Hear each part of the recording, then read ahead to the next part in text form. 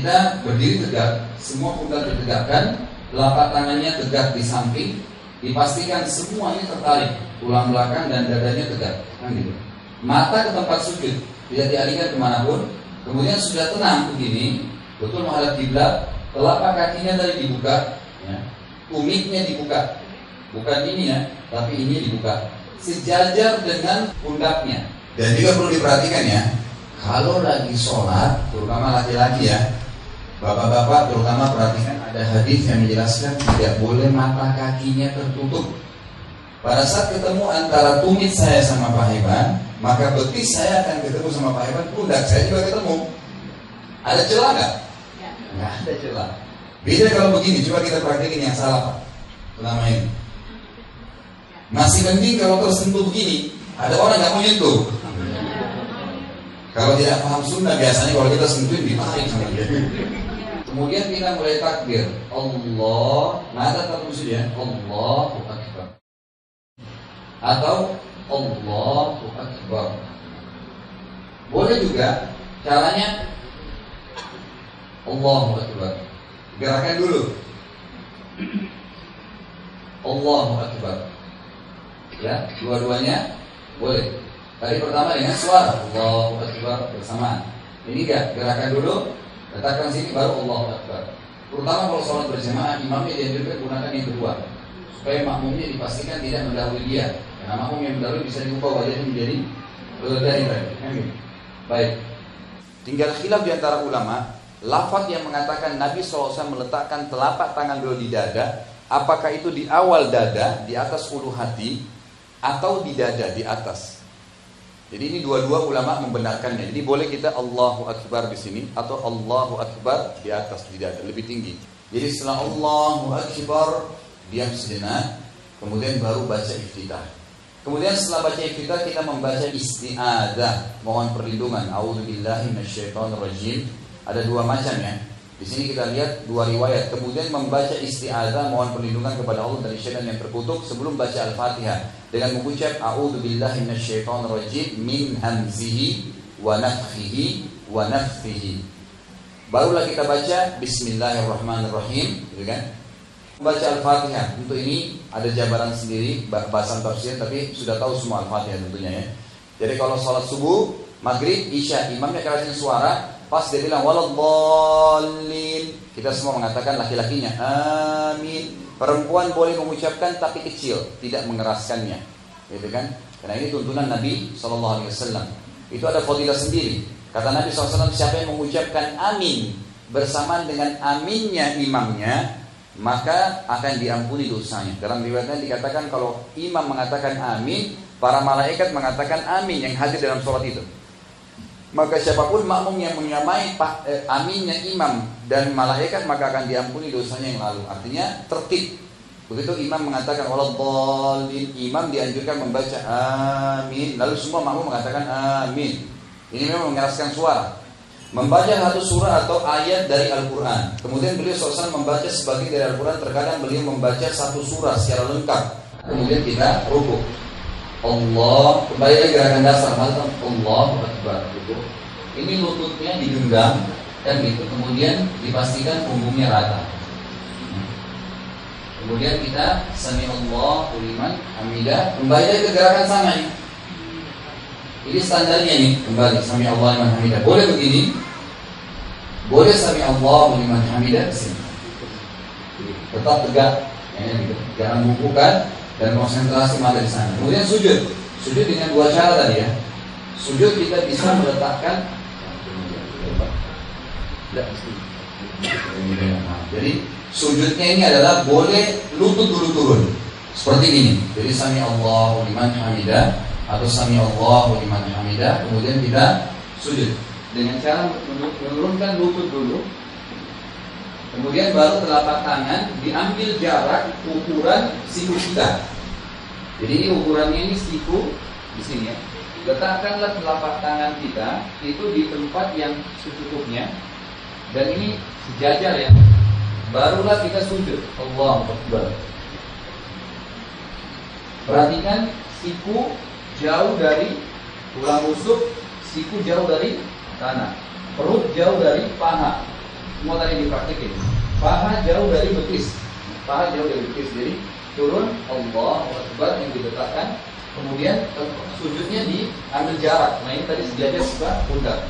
Allahu Akbar ya. Ini sangat beda Bapak Ibu sekalian dengan sujud yang salah begini. Atau orang sujudnya begini ya. Ini pasti tidak betah dia untuk sujud. Tapi kalau tadi sesuai dengan sunnah, ada sirkulasi udara, kita bisa lama. Sujud pun bisa lama ya. Ini Allahu Akbar. Tadi cara turunnya dua ya. Turun lutut dulu, Allahu Akbar, gitu kan? Kemudian taruh telapak tangan. Boleh juga telapak tangannya dulu, tapi cara turunnya begini. Nah, jadi turun itu Sami Allahu liman hamidah, gitu kan? Terus kemudian kita turun begini. Lutut sampai di sini, kemudian telapak tangan ditaruh. Jadi jangan begini ya, jangan begini Sami Allahu hamidah, begini. Dia salah ya. Itu yang seperti unta yang tidak boleh tadi gitu. Tapi turun dulu lututnya, jadi kan mendekati lantai baru diletakkan telapak tangan.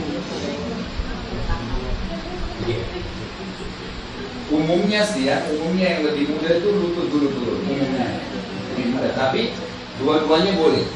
Baik. Sekarang pada saat kita sudah sujud tadi, perhatikan sujudnya 7 anggota badan ya tadi.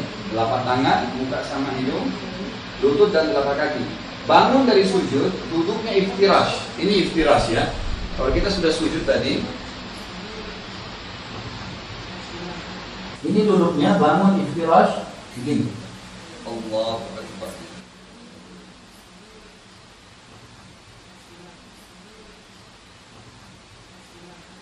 Tidak dianjurkan orang dari sujud langsung berdiri, tapi dari sujud duduk dulu iftirash. Duduk tenang dulu. Kemudian setelah itu mengepal tangan kita, ditopangkan di lantai yang mendorong tubuh kita ke atas. Ya, bisa dengan cara mengepalkan, ada dua cara. Atau yang kita tekan paha kita untuk mendorong tubuh ke atas. Kemudian beliau melakukan rakaat kedua sebagaimana rakaat pertama, hanya saja tanpa takbiratul ihram, tanpa doa iftitah dan tanpa membaca ta'awudz lagi. Ya.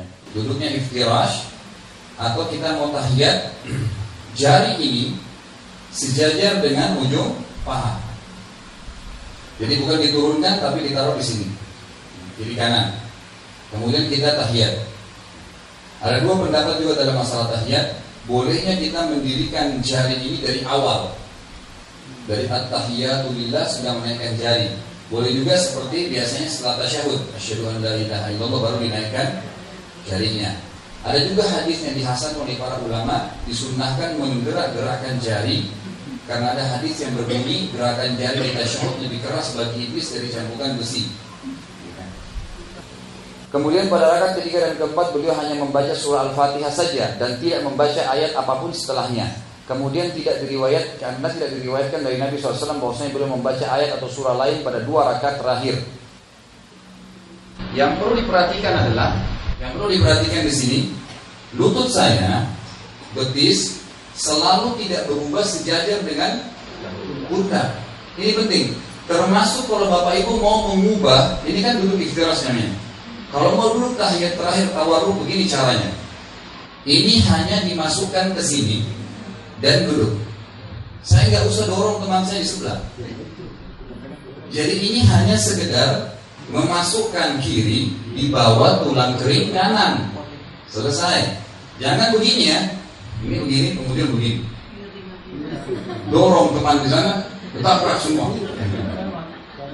Nah, makanya cara mengubahnya sederhana. Hanya ini yang dimasukkan saja. Selesai. Jadi kan? Jadi tidak perlu berubah. Dari pertama takbir, dari saya bilang patokan tumit sejajar dengan pundak itu sampai salam. Dan salawatnya perlu diperhatikan ya. Riwayat hadis Nabi ini bukan buatan saya, tapi Nabi yang tuntun kita. Membaca Allahumma shalli ala Muhammad, enggak ada sayyidina. Ini lihat, perhatikan hadisnya. Kita bolehkah mengatakan Nabi Muhammad sayyidina? Boleh, Tuhan kita. Tapi khusus lafaz salawat dalam sholat, memang Nabi ajarin begini. Nah kadang-kadang kita ini menganggap di Indonesia kalau tidak menyebutkan Sayyidina tidak hormat pada Nabi SAW. Keliru. Menghormati Nabi itu bukan berarti seperti tradisi kita Indonesia membacakan salawat Nabi itu sudah menghormati Nabi SAW. Kita membaca Allahumma salli ala Muhammadin wa ala ali Muhammadin kama sallaita ala Ibrahim wa ala ali Ibrahim innaka Hamidum Majid. Ada innaka Hamidum di sini ya. Di Indonesia biasa riwayatnya itu cuma satu kali innaka Hamidum Majid, ini dua kali. Kemudian yang kedua, Allahumma barik ala Muhammadin wa ala ali Muhammad kama barakta ala ali Ibrahim wa ala ali Ibrahim innaka Hamidum Majid. Nah, kemudian yang terakhir adalah masalah salam tadi. Jadi kalau Bapak Ibu mau salam, ini sudah selesai baca tahiyat, lepaskan tangannya, kemudian salam, assalamualaikum warahmatullah. Tetap punggungnya tegak, kemudian kita assalamualaikum warahmatullah. Ini pipi seperti dilihat oleh makmum yang di belakang. Jadi bukan hanya noleh ya, tapi assalamualaikum warahmatullah. Dipastikan leher ini terbalik, kemudian assalamualaikum warahmatullah. Boleh assalamualaikum warahmatullah, boleh lengkap wabarakatuh. Dua-duanya ada riwayatnya. Subhan